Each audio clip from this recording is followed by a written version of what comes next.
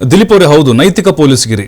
ಈಗ ಕೆಲವು ಹಿಂದೂ ಸಂಘಟನೆ ಕಾರ್ಯಕರ್ತರು ಬಿಜೆಪಿಯವರು ಕಾಕಿ ಹಾಕೊಂಡ್ರ ತರ ಆಡ್ತಾ ಇರ್ತಾರೆ ಕೆಲವು ಸಂದರ್ಭಗಳಲ್ಲಿ. ಅದು ನಿಮ್ಮ ವೋಟ್ ಬ್ಯಾಂಕ್ ಅಲ್ವಾ? ನಿಮ್ಗೆ ಯಾರೇ ಅಧಿಕಾರ ಕೊಟ್ಟವರು? ಪೊಲೀಸರ ಗಮನ ಕಡೆ ನೀವು ಅಲ್ಲಿ ಹೋಗೋದು, ಅವ್ರ ಮೇಲೆ ದೌರ್ಜನ್ಯ ಮಾಡೋದು, ಆವಾಜ್ ಹಾಕೋದು. ಪ್ರಭು ಸರ್, ಒಂದ್ ನಿಮಿಷ. ಈಗ ನೈತಿಕ ಪೊಲೀಸ್ಗಿರಿ ಅಂತಕ್ಕಂಥದ್ದನ್ನ ನಮ್ಮ ಸುಪ್ರೀಂ ಕೋರ್ಟ್ ವಕೀಲರು ಮೆನ್ಷನ್ ಮಾಡಿದ್ರು. ಸಂಕೇತ್ ಸರ್, ನೀವು ಹೇಳ್ತಿದ್ರಿ ನೋಡಿ. ಈಗ ಇಲ್ಲಿ ನೈತಿಕ ಪೊಲೀಸ್ಗಿರಿ ಅನ್ನೋದಕ್ಕಿಂತ 3 ಜನ ಸರ್, ಒಬ್ರು ಪುನೀತ್ ಕೆರೆಹಳ್ಳಿ, ಸಂತೋಷ್ ಕಾರ್ತಾಳ್, ಡಾಕ್ಟರ್ ನಾಗೇಂದ್ರ ಅಂತೇಳಿ 3 ಜನ ಮೇಲೆ FIR ಆಗಿದೆ ಸರ್. ಇವರೆಲ್ಲರೂ ಸಹ ಲೋಕಲ್ ಪೊಲೀಸ್ ಸ್ಟೇಷನ್ಗೆ ಫಸ್ಟ್ ಇನ್ಫಾರ್ಮೇಶನ್ ಕೊಡ್ತಾರೆ, ಲೋಕಲ್ ಆಡಳಿತಕ್ಕೆ ಫಸ್ಟ್ ಇನ್ಫಾರ್ಮೇಶನ್ ಕೊಡ್ತಾರೆ, ಮೀಡಿಯಾಗೆ ಇನ್ಫಾರ್ಮೇಶನ್ ಕೊಡ್ತಾರೆ. ಈ ರೀತಿ ಅಕ್ರಮ ವಲಸಿಗರು ಇದ್ದಾರೆ ಅಂತ ಹೇಳಿ ಹೋಗಿ ಆ ಜಾಗಕ್ಕೆ ಹೋಗ್ತಾರೆ. ಕಾರ್ಯಾಚರಣೆ ಅಲ್ಲ, ಕಾರ್ಯಾಚರಣೆ ಎಂದ್ರು ಸರ್ ನೈತಿಕ ಪೊಲೀಸ್ಗಿರಿ ಅಂತಂದ್ರೆ. ಯಾರೋ ಒಬ್ರು ಈಗ ಕೆಲವು 2 ಕೋಮುಗಳು, ಗಂಡು ಮಗು ಹೆಣ್ಣು ಮಗು ಹೋಗ್ತಾ ಇರ್ತಾರೆ, ಅಲ್ಲಿ ಹೋಗ್ಬಿಟ್ಟು ಇಟ್ಕೊಂಡು ಹೊಡೆಯೋದು ಅವ್ರನ್ನ, ನೀವು ಯಾಕೆ ಬಂದಿದ್ದೀರಿ ಅಂತ ಹೇಳೋದು, ಅಕ್ರಮವಾಗಿ ಎತ್ಕೊಂಡು ಹೋಗೋದು ಗಾಡಿನಲ್ಲಿ, ಇದು ನೈತಿಕ ಪೊಲೀಸ್ಗಿರಿ. ಇಲ್ಲಿ ಇದಾರೆ ಅಂತ ಮಾಹಿತಿ ಕೊಡೋದು ನೈತಿಕ ಪೊಲೀಸ್ಗಿರಿ ಅಲ್ಲ. ಆ ಜಾಗಕ್ಕೆ ಹೋಗಿ ಆ ಜಾಗದಲ್ಲಿ ನಿಂತ್ಕೊಂಡು ಇಲ್ಲಿದ್ದಾರೆ ಸರ್ ಅಂತ ಪೊಲೀಸ್ನವ್ರನ್ನ ಕರೆಸಿ, ಮೀಡಿಯಾದವ್ರನ್ನ ಕರೆಸಿ ಜನರ ಗಮನ ಸೆಳೀತಕ್ಕಂಥದ್ದು ನೈತಿಕ ಪೊಲೀಸ್ಗಿರಿ ಅಲ್ಲ. ಅದು ಈ ರಾಷ್ಟ್ರದ ಒಬ್ಬ ಪ್ರಜೆಯ ಕರ್ತವ್ಯ ಅಂತ ನಾನು ಅನ್ಕೊಳ್ತೀನಿ. ಸೊ ಯಾರು ಪೊಲೀಸ್ನವ್ರಿಗೆ ಮಾಹಿತಿ ಕೊಟ್ರೋ, ಪೊಲೀಸ್ನವ್ರಿಗೆ ಸೋಲ್ದೇವನಹಳ್ಳಿ ಇದೇ ಸರ್ ಆಗಿದ್ದು. ಪೊಲೀಸ್ನವರಿಗೆ ಮಾಹಿತಿ ಕೊಟ್ಟಂತ ಈ 3 ಜನರನ್ನ ಅವ್ರು ಏನಂತ ಹೇಳ್ತಾರೆ ಸರ್, ಮೆನ್ಷನ್ ಮಾಡ್ತಾರೆ. ಇದೇ ಆ ಜಾಗಕ್ಕೆ ಹೋದಂತ ಪುನೀತ್ ಕೆರೆಹಳ್ಳಿ ಅವರು, ಡಾಕ್ಟರ್ ನಾಗೇಂದ್ರಪ್ಪ ಅವರು, ಮತ್ತೆ ಇನ್ನೊಬ್ರು ಸಂತೋಷ್ ಕಾರ್ತಾಳ್ ಅಂತೇಳಿ.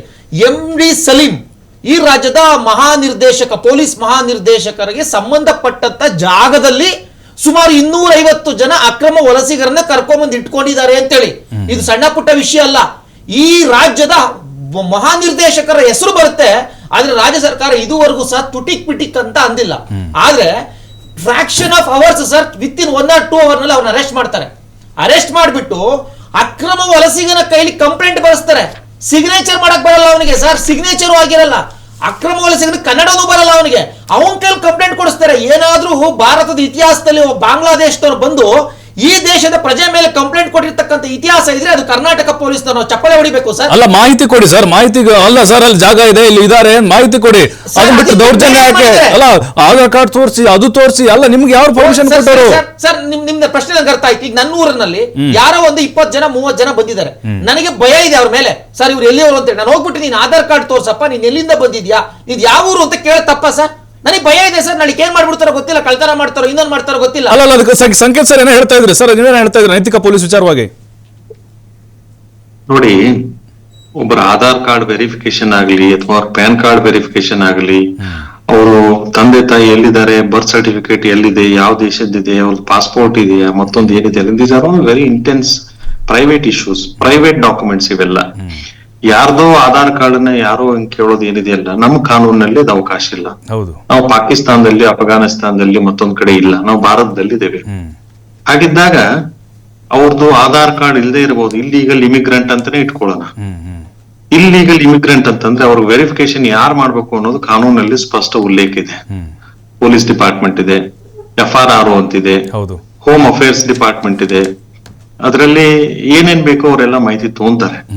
ಬಟ್ ಅದನ್ ಬದಲಾಗಿ ನಾನೇ ಸ್ವತಃ ಪೊಲೀಸ್ ಅಧಿಕಾರಿ ತರ ಅಥವಾ FRRO ತರ ಅವರು ಡಾಕ್ಯುಮೆಂಟ್ ವೆರಿಫಿಕೇಶನ್ ಮಾಡೋದಾಗ್ಲಿ, ಡಾಕ್ಯುಮೆಂಟ್ ಅಥೆಂಟಿಕೇಶನ್. ಈಗ ನೋಡಿ, ಎಷ್ಟೋ ಜನರ ಹತ್ರ ನನ್ಗೆ ಗೊತ್ತಿದ್ದಂಗೆ ಇತ್ತೀಚೆಗೆ ಕೆಲವೊಂದು ಮಾಹಿತಿ ಬರ್ತಾ ಇದಾರೆ, ಡುಪ್ಲಿಕೇಟ್ ಕೂಡ ಮಾಡ್ತಾ ಇದಾರೆ, ಅಥವಾ ಫೋರ್ಸ್ಡ್ ಆಧಾರ್ ಕಾರ್ಡ್ ಮಾಡ್ತಾ ಇದ್ದಾರೆ.